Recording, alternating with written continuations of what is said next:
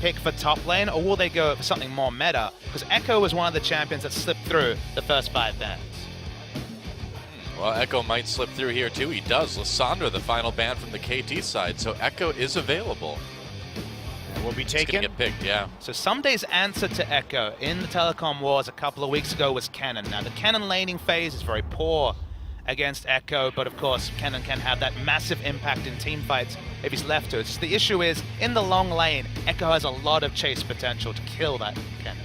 Also, crucially in that draft, that the Cannon was a response to a support Trundle, right? Because he's not going to be able to use his ultimate very effectively if you don't have a tank on the enemy team to use it against. So there was that extra effect right there, and we'll see if SKT does go for the Trundle here, whether that Cannon's going to come out again. You better believe that SK Telecom is going to be ready for that. Will it be KT thinking about their next 2 picks? Feels like Sivir Graves is the power duo. Yeah, probably. To take in the first rotation, but Corki also, there's an argument to take that. Well, I guess if you let the Corki get through and then you've got Duke on Echo, Faker on Corki, it gets pretty insane. Well, also, if you take the Corki Graves here, you're making an argument for SKT to take Braum instead to absorb a lot of that damage with the Unbreakable, and in which case then you can take the Maokai in the top lane again. So sure. there's a lot of back and forth going around here in this draft.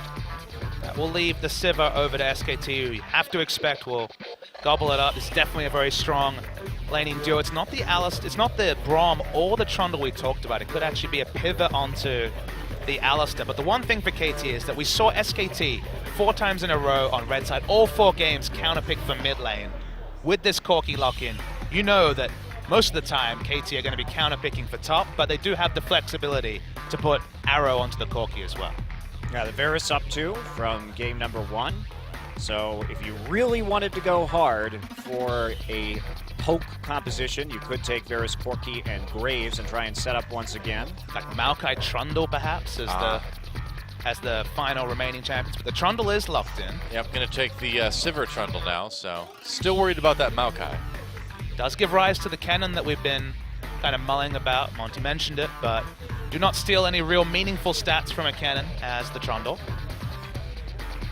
Still get a lot of power. You don't lose so much effective gold because the only armor you're building most likely is going to be the Zonias, and health, of course, the stat you won't necessarily see outside of perhaps Rylai's. So carry top, it's in Sumday's wheelhouse, but it's something that's largely been pushed out of the meta on 6.6. All right, KT thinking about 2 more picks here. The Lucian wouldn't be a bad way to go. Yep, Lucian, Braum, okay, sure. Deny some of the wave clear from Sivir. That's one of the nice things about having that Braum, is that it allows you to siege so much better because you can stop the Boomerang Blade from clearing the waves as you come up with your poke composition. Yeah. So there is some advantage there. Yep, they're going to go with it. So SKT have shown very little about their comp. Outside chance of Echo flexing to mid. In the LPL, there's been a lot of mid lane Echo play, but it's very unlikely given that we've only seen it once in Champions, actually a tank mid lane Echo coming out from Sarsen. Bang's got the Taric on, of course. Yeah, the trolling is real. Wolf always hovering over that Zyra too. One day it'll come together. Ashe Zyra, bring it back. Maybe. A blank looked good on the Kindred yesterday. Wonder if we're going to see that. Maokai Kindred? No, they might send that Echo to mid lane after all. It'd be great to see. I hope they do it. Wow. Yeah. Well, I didn't think I'd be right this time, but there you go. They're going to take a page out of the LPL playbook, and I have to have a sneaking suspicion that, like Rookie, like Wayless, it's going to be mid lane AP Echo from Faker. Well, the nice thing is it's difficult to tell because they already have enough damage coming out of the Sivir and the Kindred that they can build Tank Echo in the mid lane here and it would still be okay. Yeah. So do you think they're actually going to send a Tom Kench top here? And again, possible. It answers the Maokai and his Twisted Advance very well. That's the only engaged CC they have realistically is the Maokai, so there'll be a lot of value in it. Nautilus would be a much safer pick. Sunday hasn't played a lot of Nautilus this season, but obviously fits the vogue of top lane tank. You've got such a powerful triple AD comp that you need something with beef in the top, realistically. Something to peel. I like the Nautilus here. The Nautilus, I was wondering where this was game number 1. Still going to have that Trundle problem. It will be top lane Nautilus, something we haven't seen very much in the last few weeks, and something we've only seen from Someday in 1 game this season. Well, if there's a time to pull out picks that your opponent might not be expecting, this is definitely going to be it. SKT trying to go for the 3-0, and KT in a must-win situation here. Echo mid, so much playmaking. Famous rookie versus Whalers outplay in the LPL last season, so a lot of traction. One of the best plays of the year, and not necessarily assassin versus assassin in Echo versus Corky mid lane, but I'm hopeful we're going to see the AP Echo, because that's where the fireworks really start. Well, when this champion was released, everybody was so excited because it looked like another mid lane AP assassin, and I really at the time just wanted to see Faker play it. Yeah. And you know what? He's never played Echo. That's the Wow. crazy thing. This is going to be his first professional game on Echo, and you say a lot of the Korean mid laners, as you say, in the LPL played it. Even here in Korea, players like Coco and Kuro put an emphasis Previous seasons. in previous season, put an emphasis on that mid lane Echo. But this is the moment that I've actually been waiting for a really long time, where Faker actually plays that mid lane Echo. I hope Well- it's not tank. That's all I hope for. It very well could be, Bob and Smithy. It very, very well could be. A lot of damage coming out from the jungle as well with Kindred this time for Blank, so outside chance for sure. Sure enough, well, this is it. It could be the very last game ever played at the Yongsan studio, and Faker is on Echo for the first time. Does SKT get the 3-0, or will KT start a comeback? Let's get in the game and find out. Holding hands while the walls come tumbling down. When they do, I'll be right behind you. Welcome to Summoner's Rift for what could be our final game tonight here in the last playoff match before the grand finals. SK Telecom versus KT Rolster, the Telecom war, and it could come down to a 3-0 for SKT unless KT finds a way to start bringing things back in their favor right here, right now. This is a composition that I wish we had seen in Game 1 of this series, honestly. Instead of that Fizz, I think if you take KT's comp with the Varus and the Sivir, the Trundle in Italy, and then you stack that Nautilus, so you have a more powerful 5-man siege and poke unit, they would have done a lot better. So it took them a while to adapt, and now they're on the ropes, but I think they've got something that maybe they can just work with this time. Their draft, I don't think has been that strong this series so far, and finally got a comp together that we'll see what they can do with. And that's the disappointing thing, is that the Nautilus plugs and plays so well into what they had in Game 1. It's a front line, it can peel, it can also be a flank target. You can put tank items on a Fizz, but you can never do a true Nautilus impression. Nautilus has that suite of CC that the Fizz really lacked. So And also the early wave clear with the Riptide. absolutely. So Stronger laning phase as well. Yep, well, nothing crazy in the first couple minutes of the game anyway. And it looks like we may get standard lanes again for the third game in a row here tonight. And regardless of whether this mid lane Echo works or not for SKT, again, this is going to be SK Telecom looking forward to a possible finals match, because they're showing, hey, we have a flex Echo. It's not even just dangerous in that top lane for us. It's going to be dangerous for you anytime we can get it. I guess the only thing you can take away as KT is that it took 3 games of the series before they started looking to the future, so they didn't look past KT until Game 3, whereas it was Game 1 against Jin Air, where they were ready to show the zillion mind games. Yeah, I gotta say, I wasn't expecting to see Faker playing Echo today. It's been a bit of a surprise.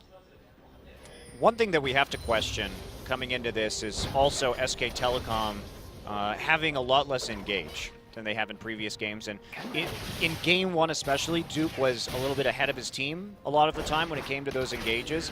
And they are not going to have that same relief. The follow-up just not really there this time. They aren't going to have a Lissandra or an Alistair to sort of cover for unequal engages onto KT. And we saw that even with those engages, KT was able to kite well in game number 1 and win a lot of those conflicts. And they've got a better composition to do that with in this game. So SKT's really going to have to be on point. Whoa, speaking of being on point, Faker already showing the damage that Echo can do. Corrupting Potion That helps too. helping out right there. Fly, have to play this pretty conservatively. Last stack on the potion use for Faker, though. Fly still going to be able to sustain up a little bit with that Doran's Blade, but he's burned through his consumables already. It looks like he's just going to go for the recall here. And we may have a gank coming in from Blank. Someday he's going to have to try to escape from this one. His jungler's nowhere around. Nice chain Gets to flash anyway. Someday could be in trouble. Flash from Duke. They're going to go for the first blood. Blank going for it, but the auto's not enough. And Someday lives through that one. Flash is used for both top laners, so it ended up pretty even aside from the little lead in lane that Duke's going to get now. It was a good flash from Someday. Flashed instantly, realizing that if ever there was those 3 rotations of the Q with the slow applied, would have died to the Kindred. Just need to open as much distance as possible. One auto attack was the difference between first blood and not for Sunday. Yeah, fortunately had that another charge of that potion to use too to keep himself alive against the red buff burn. So Telecom now resetting a little bit, score back in the jungle. Nothing really to farm in that top side. Someday he decides to use his teleport early on here. Yep. Nice pillar from Wolf, getting some autos onto Hachani. Arrow's been starting to take some damage there too. Faker roaming a little bit for the ward. A really deep ward. Yeah. It's not level 6. A little trick you can do as mid lane Echo is just ult back to lane at level 6 and keep a teleport advantage. Right. Most likely won't need the ultimate for the duration of the cooldown, or you just adjust your playstyle. But for now, no back, so it is definitely an item advantage, but only a cull picked up by Fly. It's not the biggest combat item. No, looking to try and snowball there. And interesting itemization we saw this from Faker earlier in the season when he played the mid lane Fizz, just maximizing the amount of sustain that he has off of the corrupting potion. But it's going to be a lot easier to play this out with an Echo, considering that he does have safer wave clear from range, so he's going to be less susceptible to poke in the first place on the Echo. So it's even better, really. Should be topped up pretty frequently. Should help, yeah. Against the Corki, given the melee versus ranged matchup, I expect him to go a pretty heavy sustained build, so maybe even Catalyst, which also would get value out of the corrupting, sorry, not out of the corruption, but out of the Dark Seal and the extra regen that it gives. You know, Rod of Ages has been pretty core on these builds, and in team fights, Duke's going to be looking for the teleport flank, so Faker needs to be the one diving. That's Echo's identity anyway, but he needs to be diving, so we'll need a fairly tanky build. Health and armor would help us. There's a lot of trading in bot. Yeah. It's been a pretty aggressive bot lane for both teams here, but Bang the one coming out with a little bit of a CS edge. Trying to get that angle, but Graves is here. He's a Krugs, actually. Flashes down for Someday, though. SK Telecom trying to make this one first blood. They didn't get it last time. Looks like they will get it this time. First blood goes over to Blank and score.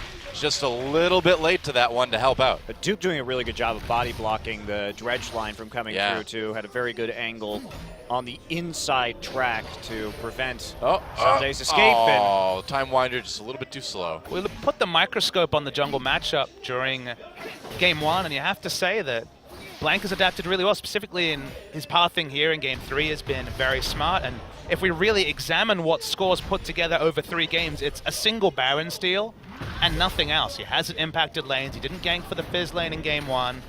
In general, he's been on pure farm mode, and he's been a passenger while his team, his charges. Remember, this guy's the captain. The emotional core of the team has gone down 2-0 around him. Yeah, this really seems like one of the best series I think I've ever seen Blank play.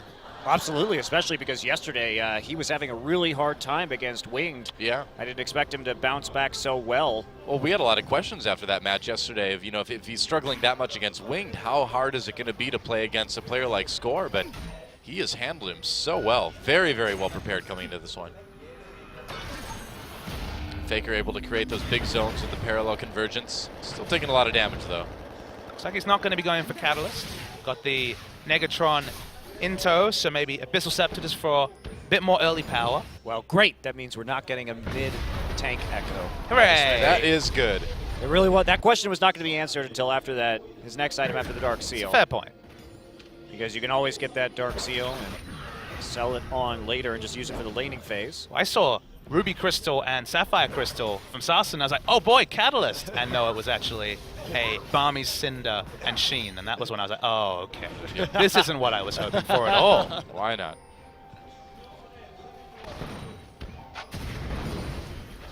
Well, a little bit of a lull in the action here. Fly, understandably, may be able to get a nice little CS edge in mid lane once he hit that level 6.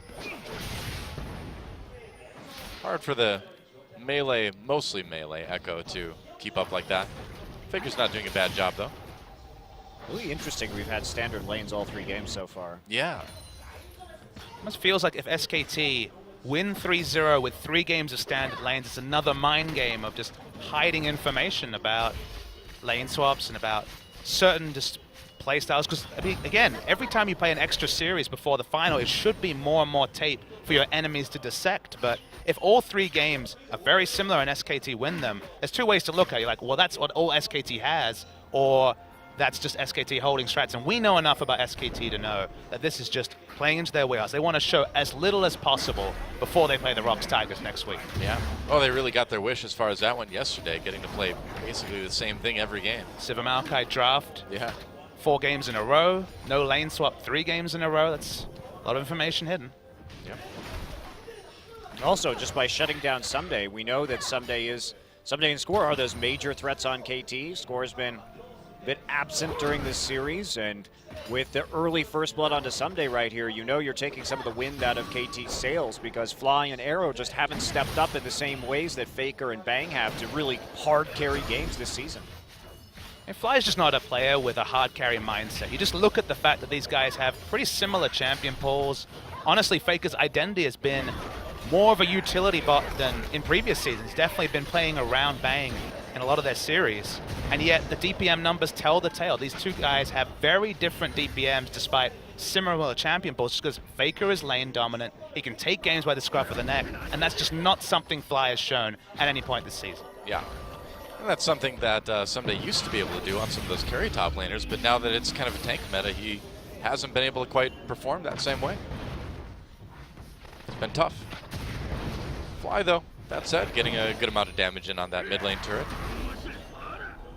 Dominating the lane. Yeah. See, again, he, just like in game number 1, using that poke advantage out on top. And Blank takes some big damage from Score there, but Score may have to, okay. Activate the dragon. Yeah, that was a bit interesting. Blank drops the Lamb's Respite. Fly could be in a lot of trouble here, waiting for that to end. Someday comes down with the teleport, though. First kill comes in, actually kills on both sides, as Someday picks one up onto Blank, but Score taken down as well. Faker on his own, jumps back onto Fly, and there's a kill for that mid lane Echo. Someday still chasing, but Duke is going to stop him. Here comes Bang and Wolf, and now Duke the one in big trouble. You know, I know he's made to like stay under the water, but he was in over his head that time. Well, that was a Nautilus joke. I got it. There you go. All right. I just am really confused as to why Score autoed the dragon right there. Took a bunch of unnecessary damage. TP now coming down. Faker. Huh. He just really wanted to kill that pink ward. Gotta kill the pink ward. Hate that pink ward. Ah, there, got it. 5-minute cooldown for 25 gold. 30 gold, excuse me. My apologies. All right, let's watch that fight again. It was a bit interesting. Well, Score gets the early damage advantage. He goes, that's just very weird. Yeah, because right there he takes a ton of damage from the dragon, flashes over, and then as a result of that damage, just gets singled out by Duke. He could have lasted for a little bit longer right there, because all Duke would have had was auto attacks left to try and burn him down. But instead it makes it very easy for Fly to come back. Faker going to pick up the kill, and so low. Nice twisted advance there, prevents any kind of follow-up from Someday, who had already used his flash. Yikes. Yikes indeed. But that was lead off Faker. Oh, not going through all the way with the dive. It's not done yet. Had Tara aggro though, so he's done. Now he's done, absolutely. But that was KT once again caught making an aggressive move. We saw Score get caught in the similar fashion earlier in the series, and once again, he's the one in the enemy jungle. He's going to get collapsed on faster because Faker's on his side of the map, so of course he's going to react faster. And you really have to point to Score and ask, did he have the backup for that move? Was the communication clear? Because once again, Someday was second to teleport, Fly was second to rotate, and SKT won another skirmish. Yeah, I mean, in the end, SK Telecom has just been straight up better for the most part of the team fights we've seen tonight. That's been largely the difference in SKT. 3rd game in a row, 3rd first dragon in a row. I think you're underselling SKT. I think they've actually drafted better than KT as well. Specifically game 1, we'll keep coming back to. In general, I would say over the 3 games, comfortably drafted better. KT, it's a head scratcher. I wouldn't accuse you of underselling SKT. I was going to say, that's the first time anyone's ever accused me of that. But too often, Doa, but you managed it somehow. Undersell SKT? No. I don't know how to do that. How do you undersell a team that's going to probably win 3-0? But it's looking like it. Looking good. Yeah, working on that bot lane turret now. And where does KT go from here? How do they turn this one around? I mean, they still have the stronger siege composition, so if they can actually get to the point where they can comfortably group up, they should have a lot of advantages. And in some engages, again, the limited engage from SK Telecom, if they can successfully rebuff a Maokai engage and kite, they're going to be pretty strong here. Yeah, the answers to KT's comp is mostly around teleport flanks, so that's 5-minute cooldown and you have to pull off every time, compared to KT who can group the moment they get Trinity Force, the moment they hit certain item spikes and push down turrets. So SKT have shorter and closer windows, but so far they've been better at acting upon their power windows, and that's the concern for KT, is they haven't hit their power spike just yet because they've fallen behind, and they need to be so specific when they do.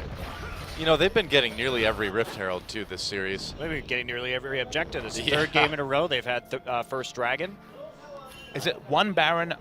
Is that basically everything that KT's picked up neutral-wise? The stolen Baron. They picked up a few Dragons here and there, right? But Yeah, I think they got like 3 total this series. Few and far between. That's a bit rough. Wow, Someday really, really low up in the top lane. I guess Blank just got a kill. Yeah, there you go. Well, I wasn't expecting to see that either, Observer. Don't feel too bad. well, now the question is, they're going to have to answer this on the bottom side somehow. Faker doesn't have TP. Yeah, Bank could be in trouble. They're going to go for the dive. Bramalt misses. Bank flashes, but Score's still going to pick that one up. Wolf trying to slow him down. Duke comes in with the twisted advance, but that's a bit dangerous when there's 3 members of KT already there. Score low, but I don't think they can get one out of this. This could be good for KT. They're going to bring it back under the turret. Score flashes. Duke wraps him up, so that will be a 1-for-2 trade at least in favor of KT. Faker looking for Achani, though. I think he knows exactly where he is. Yep, there's the time winder, and Achani is out of time. And life, and hit points. So across the map, I believe 3 for 3 overall. Yep. Blank actually managed to walk from killing Nautilus at his inner top lane turret to getting an effect down bottom. That's fun. Not bad. SKT still maintains that kill lead and a nice 2,000 gold lead. What's what should happen up top lane? Okay, Blank just decided that. Remember, some days at almost full life, and this just lets you know that if Kindred gets a little bit ahead, he just walks literally down the lane, proxy kills a Nautilus. Wow. All right, then. Soloed. And Faker's going to take that advantage of not having the dual lane of KT there to actually grab that turret that was already very low. So Yeah. staying in the right place. So SK Telecom continues to expand their gold lead when the dust from all those cross-map plays actually settles someday. Getting the first few hits here down onto this turret, but that's not going to do much. Faker's teleporting. Yep. Trying to come in from behind, it looks like. Arrow is there already, though. Duke needs to be a little bit careful. Here comes Wolf. Faker coming from the tri-brush right now. Blank soon behind. Parallel conversions. Drops in. 2-man stun from Faker. Oh, that's beautiful. And Achani now trapped under the turret. Blank, meanwhile, finds Someday again. And can you say 3-0? I think we can. And I think wow. it's not over yet, but it's looking pretty grim for KT already here, 17 minutes into Game 3. A replay will show that that was poetry in motion. What happened was the parallel convergence came down. That part's standard, but Wolf clipped the champions with literally the corner of the pillar, knocking them into the AoE to guarantee a double stun. From there, of course, it's AP Echo. It's not the tank Echo, so even though it's so close to turret, it doesn't matter. The burst is real. That was beautiful layering of CC from SKT. And also, Faker managed to get his ult off underneath the turret to add damage there, too. Yeah. As that dive lasted just long enough to get it off, and now Faker 3-0-2 on this AP Echo. Getting awfully scary, but yeah, definitely a great team play there from SK Telecom. Kind of what we've seen all night. Well, this is the SKT that didn't show up yesterday, though. That's why we had the questions coming in, because they were not taking advantage of these turret dives. They were not taking advantage of the aggressive plays. They were sitting around sort of waiting for Jin Air to make mistakes instead of being proactive. But tonight looks a lot different. If you want to hide as much as you can from your opponent, I think the way they played yesterday, as passive and as strange as it looked, may have been the best answer, you know? I mean, if you wait for your opponents to make mistakes and you just capitalize on that, that doesn't really show your next opponent much, does it? I'm not going to... I can't in good conscience make an argument that they should have drafted those compositions and played like they did yesterday because it wasn't good League of Legends. I think they were just a bit off, and today they're looking significantly better.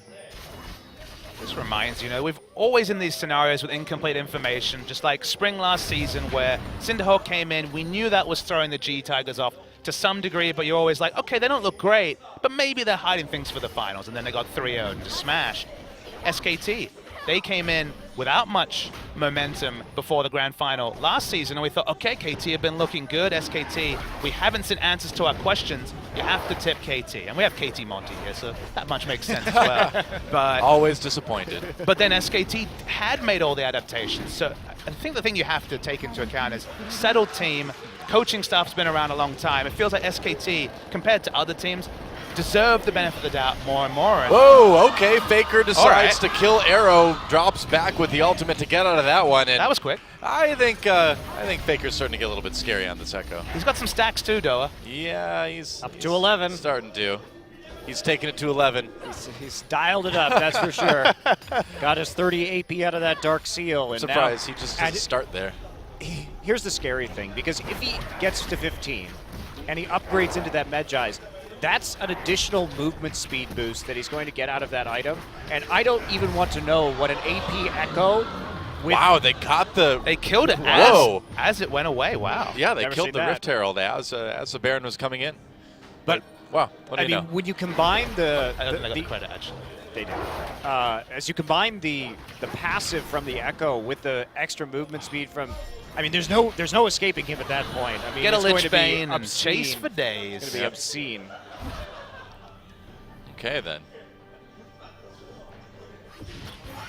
Well, Arrow trying to defend his mid lane turret, but it's already a 5,000 gold lead at 20 minutes for SK Telecom. I help but feel there'll be two what could have beens when it comes to playoffs this season. Afrika notably choking in their match against Jin Air.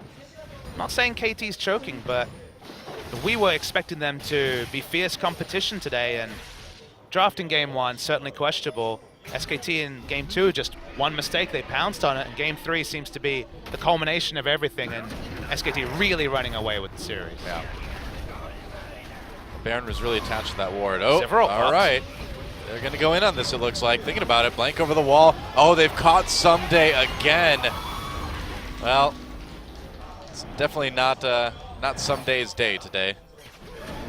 I gotta say, some consistency in KT's performances have been around Someday, and it's not a great stat because Someday was definitely targeted and taken down in the summer final. It was targeted and taken down by the Rocks Tigers in the quarterfinals of Worlds. And in Champions today, Someday once again has not had the best series. Well, I think it just goes to show, as this Barrett's being taken down, that KT has, even though they're they're an elite team. Okay, well, Faker just deciding to do the old Fine 1v4. time. Going back with the ult. A lot of low health members of SKT, though. Baron taken by blank in the end. And now Faker, full health, going in onto KT Rolster. Isn't enough, though. Exhaust onto Fly. I think it's looking pretty good. Faker takes out score in the back lines. And now KT on the run already. 10 kills down, nearly 10,000 gold down. And Faker just looks unstoppable now. Took a year, but we got it, Monty. We got to see Faker on AP Echo. I'm so happy. 5-0-4. It really doesn't get too much better than this for him, does it? So, as I was saying, one of the things that we really haven't seen from KT in their iteration last year with Nagne and Peekaboo, and their iteration this year with Fly and Arrow, is that as good as their teamwork is, and as good as their understanding of the game is, they lack another carry threat. And I think you're really hitting the nail on the head, Papa, is that they have, when Someday gets shut down, they don't have much left, right? Score, even in this carry jungle meta, and the fact that he was really farmed, especially in game one on that Nidalee and landing a bunch of those spears, chunking people out, it's just not enough. They need something, they need more punch from either the AD carry or the mid lane role, and it's been a consistent problem. Seems that way. Oh boy. I feel like we just saw this about 20 seconds ago. Oh, more than that, because it takes longer for somebody to come back after being dead. So I guess it was more like about 40 seconds ago. Uh-oh. Yeah, Fly on the run. He should be able to get out of this, I think. Wait, Bank package in pops the aggressively, ult. remember? Yeah, Sivir's pretty fast. Ooh, Fly can do damage, though. Gotta be careful. Big one gets absorbed by some minions, though. He's playing around the vision. Yeah, he is. All right. Oh, nice boomerang blade from Bang. Oh, dodge. And Here Maokai's comes Duke. there, yeah. He TP'd in for this. Okay. Oh, not even the assist. Poor Duke. Oh, meanwhile, Blank dies. But I think that's going to cost KT an inhibitor here. A couple of dragons means that threat is really high. Uh-oh. He's got the Magi's now. All right, Bank could be in trouble, though. Low health. Arrow, though, a little bit lower. Duke looking for one. Gets a kill. They trade 1 for 1, maybe 1 for 2, but it doesn't matter. Look at this. Faker just going after the inhibitor himself. Meanwhile, the mid inhibitor turret is dying. How do you feel about split push supports, Noah? I feel great about it, man. Duke just going out, killing score. Wolf showing up to help out with that one. Actually, no, Wolf stealing it like the bloodthirsty support he is. And this game is all but over, guys. KT are checked into a Naver account, buying tickets for the final, because they're certainly not going there. So. Well, if they're going there, it's only as spectators. Faker gets knocked out, finally killed off. No. All my stacks. Well, we'll see if he sells it right away. Yeah, you should sell it now. Probably. Maybe he can finish that Zonia's. So sad. Well, there's 13,000 gold lead for SKT. So sad. I He's was not sad. selling That's the it. second time I've nearly seen an Echo with 15 stacks on Magi's. So first it was Someday, now it was Faker. I feel like your new white whale is the land speed record Echo. I know. I want to see it. I don't want to kill it, Papa Smithy. Jeez. You sure? No. You don't want to Majestic dissect animal. it for your scientific goals? Pretty sure that's not why Ahab wanted to kill Moby Dick. He didn't want to dissect it. Probably just wanted all the oil in its brain or whatever. No, No, he was just mad at it. Blind rage, much better motivator. Sometimes you just get mad at whales. Well, they do when it eats your leg. I That's suppose. That's a good point, yeah. Moby Dick's one of my favorite plays. Oh, good.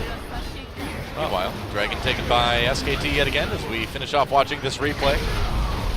I mean, at this point, it's just a culmination of the early game. It's a very much a meanwhile act, because Faker split pushes multiple turrets and an inhibitor. And you were right about the support Trundle, because apparently that could split push as well, as Wolf just split pushed the mid lane.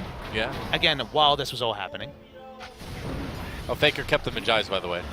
He's like, no, I can rebuild it. Don't worry, guys. I can get those stacks back again. He just wants to one-item buy the Zonias. Doesn't want to sell anything. I think so. I mean, it's pretty silly. Well, it's going to be a pretty silly stage in the game. SKT looking like they can maybe cruise to a win here. We will see. It's been a Faker quick coming up one to as the well, bot lane. if you think about it. It Games have been has. very short. Yeah, 26 minutes, only a 29 in the last one. There goes the mid inhibitor. They're going to finish off the bot lane now. SK Telecom all grouped up. KT, if they don't fight now, I don't know what they're going to do. Aside from just lose the game, score low as Duke goes in already with Faker. Bang on the outside, getting those ricochets.